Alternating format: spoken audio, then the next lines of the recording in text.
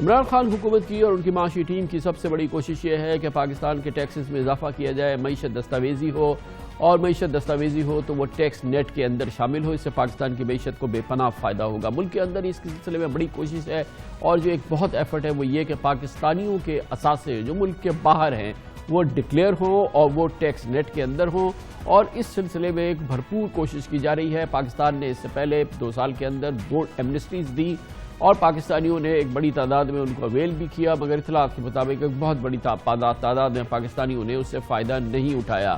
ایک ملک جہاں پر پاکستانیوں کی سب سے زیادہ انویسٹمنٹ سمجھی جاتی ہے، پاکستانیوں کے سب سے زیادہ اثاثے سمجھے جاتے ہیں، وہ ہے متحدہ عرب امارات۔ متحدہ عرب امارات کے حوالے سے حکومت پاکستان کی کوشش رہی ہے کہ وہ پاکستانی جن کے وہاں پہ اثاثے ہیں وہ تو معلومات اس کو حاصل ہو۔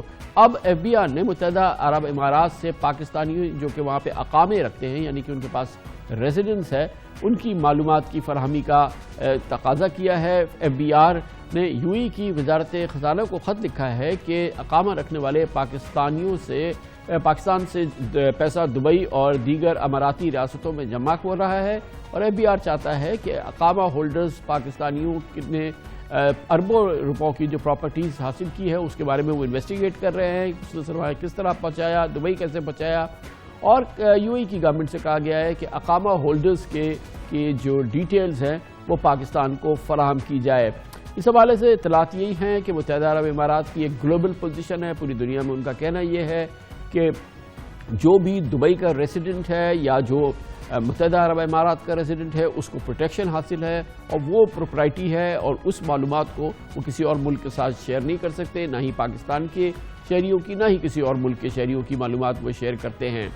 یہ معاملہ اس وقت بہت ہی کٹھن ہو چکا ہے۔ اب ایف بی آر کہتی ہے کہ وہ یہ معلومات حاصل کرے گی، اور اس کے لیے اس نے متحدہ عرب امارات کی حکومت کو یہ خط بھی لکھا ہے کہ وہ جو پاکستان اور متحدہ عرب امارات کے درمیان ڈویل ٹیکسیشن ٹریٹی ہے، کہ دونوں ملکوں کے درمیان جو ٹیکسیشن کے حوالے سے جو ایک معاہدہ ہے وہ اس کو انووک کر سکتے ہیں، اور اس کے اندر جو ہے وہ تبدیلی کر دیں گے، جس کے بعد شاید ایف بی آر کا خیال یہ ہے کہ انہیں پاکستانیوں کی معلومات مل جائے۔ مگر یہ پیچیدہ معاملہ ہے، اور مگر ایف بی آر کے لیے، حکومت پاکستان کے لیے بہت اہم ہے کہ پاکستانیوں کی جو سرمایہ کاری متحدہ عرب امارات میں خاص طور پر دبئی میں موجود ہے اس کی پوری معلومات پاکستانیوں کو حاصل ہو جائے۔ کیا یہ ممکن ہے؟ یہ ہم پوچھیں گے۔ پاکستان میں ٹیکس امور کے بہت ہی مستند سینئر ماہر ہیں، ہمارے ساتھ موجود ہیں جناب اشفاق اللہ۔ بہت بہت شکریہ اشفاق اللہ صاحب۔ یہ بار بار ہم یہ سنتے رہے ہیں کہ پاکستان دبئی سے معلومات حاصل کرنے کی کوشش کر رہا ہے، لیکن ہم یہ بات بھی ہم سنتے رہے کہ اب او ای سی ڈی کا ایگریمنٹ ہو گیا ہے، کوئی معلومات چھپے گی نہیں، دنیا کے کسی بھی حصے سے آپ جب چاہیں اپنے شہریوں کی معلومات حاصل کر سکتے ہیں۔ تو یہاں مسئلہ کیا ہے؟ پاکستانیوں کی معلومات اس او ای سی ڈی کے ایگریمنٹ کے ذریعے ہم دبئی سے کیوں نہیں حاصل کر سکتے؟ بسم اللہ الرحمن الرحیم۔ کامل صاحب بہت اچھی تشریح کی آپ نے شروع میں اس کی۔ او ای سی ڈی کے معاہدے میں آٹومیٹک ایکسچینج آف انفارمیشن جس کو ہم کہتے ہیں، اس میں یہ ہے کہ نان ریسیڈنٹ کی ساری آپ کو انفارمیشن دینی ہے، اور یو اے گورنمنٹ کا یہ گلوبل ہے سینیریو، یہ گلوبل ہے، ٹھیک ہے، 104 کنٹریز کے درمیان، اور یو اے کی جو انٹری انٹو فورس اب ہوئی ہے ریٹیفیکیشن آف ڈاکومنٹ کے بعد 1 سپٹمبر سے ہو گئی ہے، اور 1 سپٹمبر سے ان کو لازم تھا کہ وہ دیں گے۔ اب وہ یہ کہتے ہیں کہ وہاں سنس کے کوئی ٹیکس کا مربوط نظام نہیں ہے، وہ یہ کہتے ہیں ہمارے ہاں اقامہ holder is considered to be a resident.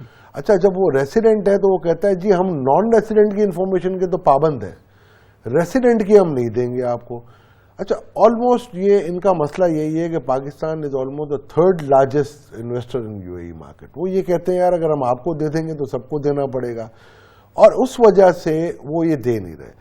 دوسری طرف جو ہماری اور ان کی جو avoidance of double taxation treaty ہے اس کی آرٹیکل 27 ہے، وہ یہ کہتی ہے کہ آپ کوئی بھی اسپیسیفک، دونوں آپ اگر جنرل انفارمیشن بھی مانگ سکتے ہیں، میں اس کے باؤنڈ نہیں رہتے، وہ اپنے لا کے حساب سے نہیں، اور لا سیدھی تشریح ہوئی ہے کہ ریسیڈنٹ ہے میرا۔ ہاں، اگر آپ ان کو کسی اسپیسیفک بندے کے بارے میں پوچھیں گے کہ جی مسٹر ایکس یا مسٹر وائی کی ڈیٹیل دے دیں تو دے آر باؤنڈ، اور بہت کوئک کوپریٹ کر رہے ہیں وہ ابھی بھی۔ تو یہ ایک میرا خیال ہے مسئلہ ہے، اور وہاں پر بلینز آف ڈالر۔ تو صاحب یہ بتائیے کہ یہ جو کہا ہے ایف بی آر نے کہ ہم یہ انووک کریں گے جو ڈبل ٹیکسیشن ٹریٹی ہے، کہ اس کے ذریعے ہم وہاں کی حکومت کو اگر اس کو ہم چینج کر دیں، یہ بہت ہی ٹیکنیکل میٹر ہے، تو کیا اس کے بعد ہمیں وہ جو ہم سیکھ کر رہے ہیں کہ اقامہ ہولڈرز کی پوری لسٹ مل جائے، کہ اس کے بعد وہ ممکن ہو پائے گا؟ کامران صاحب، جب ڈبل ٹیکسیشن ٹریٹی کو چینج کرنا اتنا آسان نہیں ہوتا. آپ نے یہ فورن منسٹری ٹو فورن منسٹری جائے گی اور باقاعدہ طور پہ اس پہ ایکسپرٹس بیٹھتے ہیں. دونوں گورنمنٹ اور دونوں کیبنٹس کی منظوری ہونی چاہیے، اور وہ کبھی منظوری نہیں دیں گے اس چیز کی، جو میں سمجھتا ہوں. تو کیا طریقہ کیا ہے؟ اگر ایف بی آر آپ سے پوچھتی بھی ہے کہ ہم چاہتے ہیں کہ ہمیں معلومات مل جائے، اور ہمارے بہت سارے پاکستانیوں نے، بڑی تعداد پاکستانیوں نے ڈکلیئر نہیں کیا، دونوں ایمنسٹریز کو انہوں نے اگنور کیا، اس کے باوجود گورنمنٹ کا یہ مشن ہے کہ اس کو یہ معلومات ملے، تو کیا کوئی طریقہ ہے؟ ایک تو یہ طریقہ تھا کہ پہلے ان کے پاس ایک سی ڈی آئی تھی جس میں ساری انفارمیشن تھی، مگر اس کو آپ کسی کورٹ آف لا میں تو وہ ہولڈ نہیں ہو سکتی. ہم ان کے نام سے انفارمیشن مانگ لیں کہ جی کہ اشفاق طولہ صاحب کا اگر کہاں، اچھا وہ دیں گے وہ معلومات، وہ ان کو دینا پڑے گا، وہ انڈر آرٹیکل 27 ان کو دینا پڑے گا. میں ان کے ساتھ یہ ہے، دیکھیں ہمیں پیار محبت سے ہی کرنا پڑے گا. اگر ٹریٹی کے امینڈمنٹ کے لیے ہم جائیں گے تو میرا خیال ہے 1-2 سال کا وقفہ اور زیادہ چاہیے ہوگا. اور میں سمجھتا ہوں جو ہمارے برادرلی تعلقات ہیں، جس طریقے ظاہر ہے وہ سے تو بہت زیادہ تعلقات ابھی $3 بلین آپ نے ان کو جیسے شو کیس ڈپازٹ آپ کو دیا ہے، تو میرا خیال ہے یہ تھوڑا سا ہم پہ بھی لازم ہے کہ تھوڑا اس طریقے سے ہم ان کو لے کے چلیں. اور میرا خیال ہے مگر تھوڑا سا یہ دیکھیں کہ کتنی زیادتی ہے ہمارے پاکستانیوں کی کہ ایسی اٹریکٹیو ایمنسٹری اسکیمز آئی ہیں 2 سال میں 2، اس کے باوجود جنہوں نے یہ ڈکلیئر نہیں کیا ہے ان کے لیے قرار واقعی سزا تو ہونی چاہیے نا. خان صاحب، اس میں کوئی دو رائے نہیں ہے، اور میں یہ کہتا ہوں یہ ظلم ہے ہم میرے آپ جیسے ٹیکس پیئرز کے لیے کہ ہم، اور یہ صحیح کر رہی ہے بی آر، کہ آپ جب تک ایکوٹی نہیں لائیں گے ٹیکس میں تو آپ کیسے سروائیو کر پائیں گے. بہت بہت شکریہ جناب. اشفاق طولہ ہمارے ساتھ موجود تھے. سابق وزیر اعظم شاہد خاقان عباسی ان شخصیات میں سے ہیں جنہوں نے نیب کی انویسٹیگیشن، نیب کے کیس، نیب کے تمام معاملات بہت ہی وقار کے ساتھ، بہت ہی بہادری کے ساتھ، بہت ہی مستعدی کے ساتھ ہینڈل کیے ہیں. ان کے ساتھ ڈاکٹر مفتاح اسماعیل، ڈاکٹر عمران الحق، مشترکہ طور پہ یہ ملزمان نیب نے تصور کیے تھے LNG کیسز میں. شاہد خاقان عباسی نے بہت ہی، اور اس پورے نیب کی انکوائری کے دوران نہ ہی انہوں نے کبھی ضمانت کے لیے اپلائی کیا، نہ ہی انہوں نے کبھی کوئی کنسیشن مانگا، نہ ہی انہوں نے کسی قسم کی کوئی سہولت نیب سے طلب کی، اور اس لحاظ سے انہوں نے ایک اپنا منفرد مقام بنایا. 18 جولائی کو جناب شاہد خاقان عباسی سابق وزیر اعظم کو نیب نے گرفتار کیا تھا. آج پہلی بار وہ قومی اسمبلی تشریف لائے. اس پورے دوران انہوں نے ذاتی طور پہ پروڈکشن بھی نہیں مانگا تھا، اور آج جب وہ نیشنل اسمبلی آئے تو وہ بہت ہی ایک موونگ سین تھا نیشنل اسمبلی کے لیے، کیونکہ وہ سابق وزیر اعظم بھی ہیں اور قومی اسمبلی کے بہت ہی متحرک رکن رہے ہیں. اس موقع پر ان کا استقبال بھی ہوا، اور اس دوران انہوں نے اپنی تقریر بھی کی. اس تقریب میں انہوں نے اسپیکر قومی اسمبلی کو آڑے ہاتھ لیا اور 2 ٹوک سنائی. یہ آپ شاید بھول گئے ہوں گے، میرا نام شاہد خاقان عباسی ہے، NA 124 سے قومی اسمبلی کا ممبر. یہ ہمارا حق ہے کہ ہم اسمبلی میں آ سکیں. اس میں اگر آپ رکاوٹ بنیں گے تو پھر اس ہاؤس کا کیا بچے گا؟ کہ جس قومی اسمبلی کے ممبر کے ہاؤس میں آنے میں رکاوٹ قومی اسمبلی کا اسپیکر ہو، کسٹوڈین آف دا ہاؤس ہو، اس میں کون سی جمہوریت رہ جائے گی؟ کیا میرے حلقے کے عوام کو حق نہیں ہے کہ میں ان کی نمائندگی کر سکوں؟ میں آپ سے پروڈکشن آرڈر کی بھیک نہیں مانگنے آیا. میں نے یہ پروڈکشن آرڈر کورٹ میں جا کے لیا ہے جو کہ آپ نے مجھے بتایا تھا. میری بات سن لیں. ایک منٹ، مجھے آپ کا کوئی کورٹ کا آرڈر نہیں ملا ہے. میں نے آپ کی اپلیکیشن پہ پروڈکشن آرڈر ایشو کیا ہے. میں یہ بھی کوسچنیبل ہے. آپ نے کہا کہ میں فیصلہ کروں گا کہ تم ہاؤس میں آ سکتے ہو نہیں آ سکتے ہو.